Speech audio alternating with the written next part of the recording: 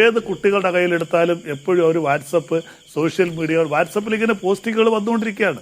ഓരോ മിനിറ്റ് തോറും നൂറുകണക്കിന് പോസ്റ്റിങ്ങുകൾ വാട്സപ്പ് ഗ്രൂപ്പുകളിൽ വരുന്നു. ഇപ്പോൾ സോഷ്യൽ മീഡിയയുടെ സാന്നിധ്യം വളരെ കൂടുതലാണെന്ന് പറഞ്ഞ് വളരെ കറക്റ്റാണ്. ഇപ്പോൾ തന്നെ ഇഷ്യൂ എന്താ? ഇപ്പോഴത്തെ പുതിയ ഇഷ്യൂ എന്താ?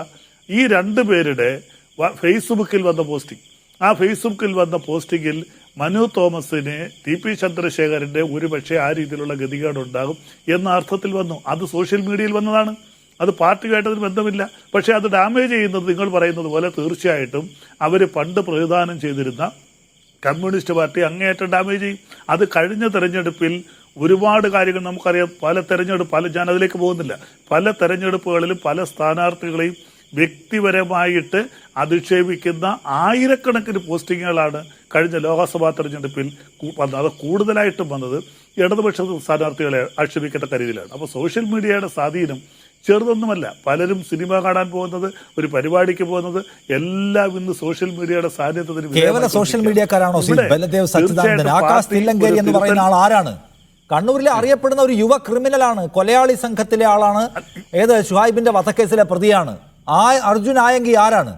അവരൊക്കെ കേവലമായിട്ടുള്ള മുഖമില്ല സോഷ്യൽ മീഡിയ പ്രൊഫൈലുകൾ പോലെയാണോ? അവരൊക്കെ ആരോടാണ് അസോസിയേറ്റ് ചെയ്തിരുന്നത്? ആർക്കു വേണ്ടിയാണ് അവർക്ക് വാളെടുത്തത്? അവർക്കൊക്കെ നിയമസഹായം കിട്ടിയത് എവിടെ നിന്നാണ്? ഈ പറഞ്ഞ ക്രിമിനൽ സംഘങ്ങളുടെയൊക്കെ കല്യാണം നടത്തി കൊടുക്കാനും പരോൾ ഉണ്ടാക്കാനും അവർക്ക് നിയമവിരുദ്ധമായി ഇളവ് നേടിക്കൊടുക്കാനും ഒക്കെ പണിയെടുക്കുന്ന പാർട്ടി ഏതാണ്? അതുകൊണ്ട് ഏതോ കുറെ ആളുകൾ ഫേസ്ബുക്കിൽ വന്ന് ബഹളം വെക്കുന്നതിന്റെ ഉത്തരവാദിത്വം CPM-ന് മേൽ ചാരല്ലേ എന്ന നിഷ്കളങ്ക വാചകം പറയല്ലേ? അല്ല, അത് ഞാൻ അംഗീകരിക്കുന്നു. പക്ഷെ അവര് ഒരു കാലത്ത് CPM-ന്റെ ഒക്കെ പ്രവർത്തകരായിരുന്നു.